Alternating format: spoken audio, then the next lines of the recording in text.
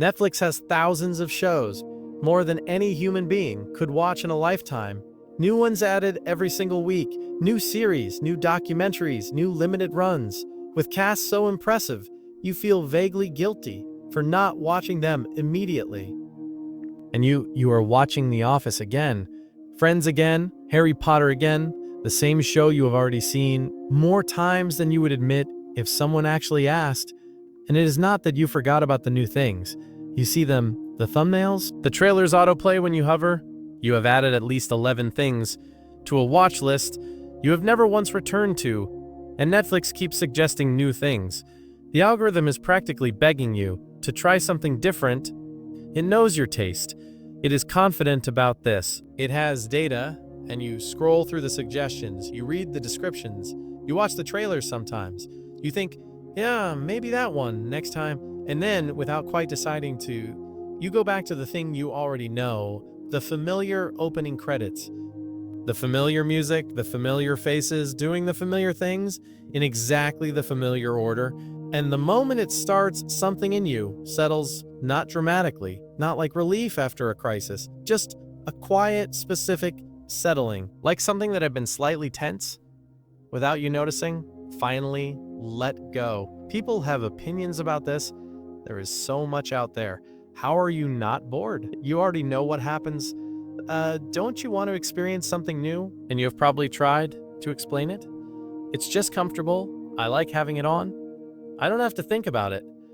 Without being able to fully explain it, because the real reason goes deeper than comfort, deeper than habit, deeper than anything you could summarize in a sentence. To someone who hasn't felt it, it is something your brain has been doing without fully telling you why.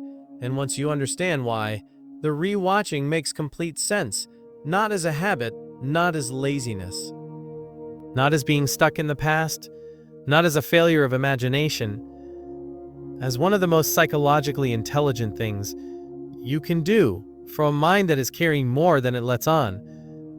We live in a world that is completely obsessed with what is new shows, new releases, new episodes dropping every Friday, new recommendations from everyone around you. Your coworker is 3 seasons into something you haven't started. Your friend keeps asking if you've seen that thing yet. The internet has opinions about a finale you don't even know the premise of. The entire entertainment industry is designed to keep pulling you forward toward the next thing and the next thing and the next thing after that. And yet, some people consistently ignore all of it.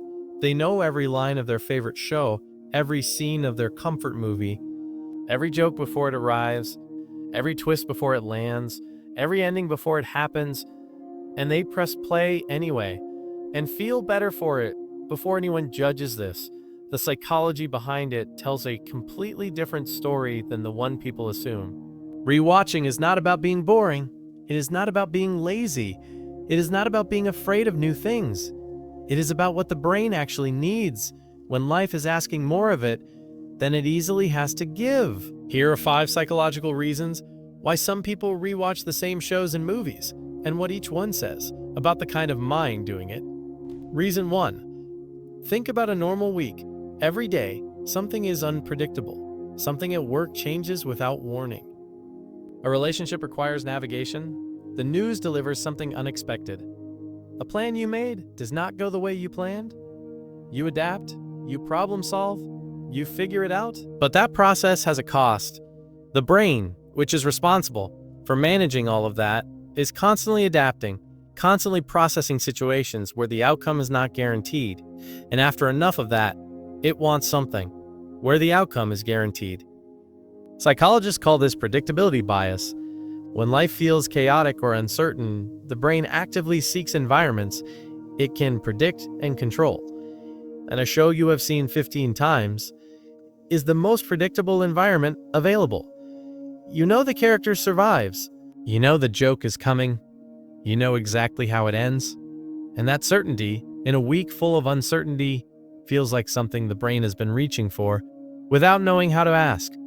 This is why people reach for The Office after a hard day at work. Why Friends goes on after a difficult conversation. Why Harry Potter appears when the world feels particularly heavy. It is not about the story, it is about the feeling of being somewhere where everything is exactly where it is supposed to be, where no one is going to surprise you, where nothing is going to be taken away, where the ending is the same ending it has always been. In a week full of things that didn't go as planned, that is not a small comfort. That is a specific kind of psychological oxygen. Reason 2. Watching something new requires effort. Not obvious effort, not the kind you would call work, but real effort, new characters to learn, new relationships to track, new plot details to follow, new information to store and connect and hold in mind. As the story moves forward, when your brain has been doing that kind of work all day, at a job, in conversations and decisions and everything ordinary life asks of a person, it does not always have enough left to do it again in the evening. It is not that you don't want to watch new things. It is that wanting something and having the resources to do it are not always the same thing, and so it reaches for something that asks nothing of it. A show it already knows completely, where no attention is required to follow what is happening, where it can simply exist without performing any cognitive function except being present. Psychologists call this cognitive load reduction. The brain is like any system that has been running at capacity. It needs to reduce the load before it can restore itself. And familiar content is the lowest possible cognitive load. It is background comfort, mental white noise, a way to feel something without spending anything to feel it. This is not laziness. This is a brain that has been working hard, finding the only way available to actually rest while still being awake. And there is a reason it feels so specifically good. Not just neutral, not just the absence of effort. Actually good because the brain is not just resting. It is recovering, and it knows, even if you don't, exactly what it needed. Reason 3. For some people, the rewatching has very little to do with the show itself. It is about what the show is attached to. Maybe they watched it during a specific period of their life, a time that felt simpler, a time when a certain person was still around, a time when things hadn't gotten complicated yet, a time before something changed that they cannot change back. The show did not just entertain them then. It was part of the texture of that time, the background of those evenings, the sound playing in a room while something good was happening, in a life they did not know they were going to miss. And now, pressing play is a way of returning, not to the story, to the feeling of who they were when they first watched it. Psychologists call this emotional time travel. The brain uses sensory cues, sounds, visuals, music, familiar voices, to access emotional states associated with past experiences. This is why people cry, watching a show for the 10th time. It is not the scene, it is what the scene carried with it, from the first time that never fully left.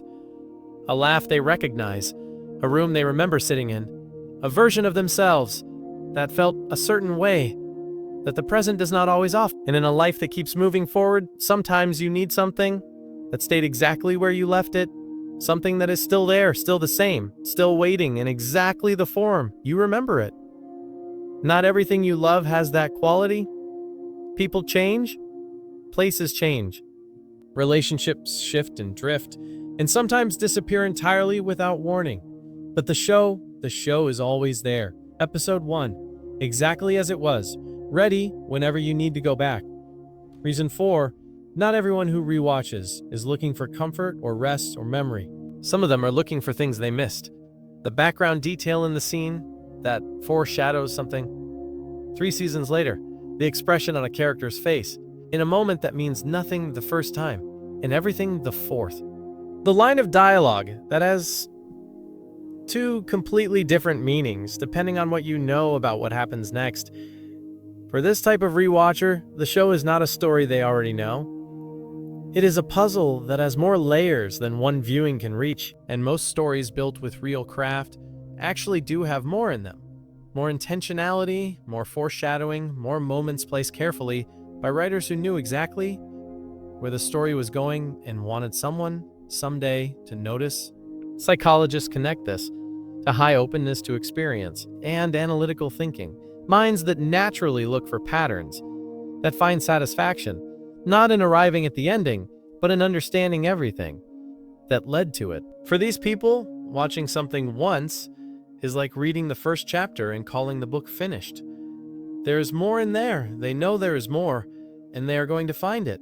Every rewatch is not repetition. It is a different viewing experience through a slightly different lens that reveals something the previous viewing didn't.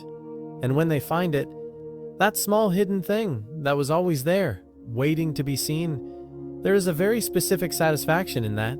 The satisfaction of paying attention to something enough times to finally understand it. Reason 5. This is the reason that almost nobody talks about, but that explains a lot. For a specific kind of rewatcher, life makes constant demands. Work makes demands. Relationships make demands. Family makes demands. The phone makes demands. The news makes demands. The news makes demands. The ongoing responsibility of being a functional adult in a world that always needs something makes demands. You are needed. You are expected. You are useful. And somewhere in the middle of all of that, a person finds something that is entirely theirs. A show that nobody else in their life has the same relationship with. A movie that they chose at a specific moment for their own reasons that became part of how they understand themselves. A thing they did not discover because someone told them to. A thing that found them at the right moment and stayed. And rewatching it is one of the few moments in the week where nothing is being asked of them, where they are not performing for anyone, not managing anyone's expectations, not being productive, not being helpful, not being on, just being with something that is familiar and comfortable and completely theirs in a life that often feels like it belongs to everyone else's needs. This is the thing that belongs to them, and that is not a small thing. That is actually a necessary thing, not a luxury, not something to feel guilty about. A necessary act of reclaiming yourself for 1 hour in a week that keeps asking you to give yourself away. Netflix will keep adding new content. The algorithm will keep suggesting. The trending section will keep moving toward the next thing. And the next thing after that, people will keep recommending things. The discourse will keep moving. Something will always be the show. Everyone is watching right now. And you will probably still go back to the office, still go back to Friends, still press play on the thing you have already seen more times than makes logical sense to anyone who has not felt what you feel when it starts, and now you know what that feeling actually is. Your brain looking for something predictable in a week full of things that weren't. Your memory returning to a version of yourself or a time in your life through the only door that stayed open. Your curiosity finding more in something familiar than most people find, in something brand new, or simply your need for something that belongs to you in a life that is constantly belonging to everyone else. None of these are weaknesses. None of these are signs that you are boring, or stuck, or afraid of new things. They are signs that you have learned through enough hard weeks and enough quiet evenings exactly what your mind needs to feel okay, and you give it that without guilt, without needing to justify it, without needing anyone's permission or approval or understanding. In a world that keeps telling you to consume more, try more, explore more, watch more new things, the person who knows exactly what makes them feel okay and goes back to it is not behind everyone else. They figured something out that the algorithm will never understand. Some things get better the more you know them. And the people who know that press play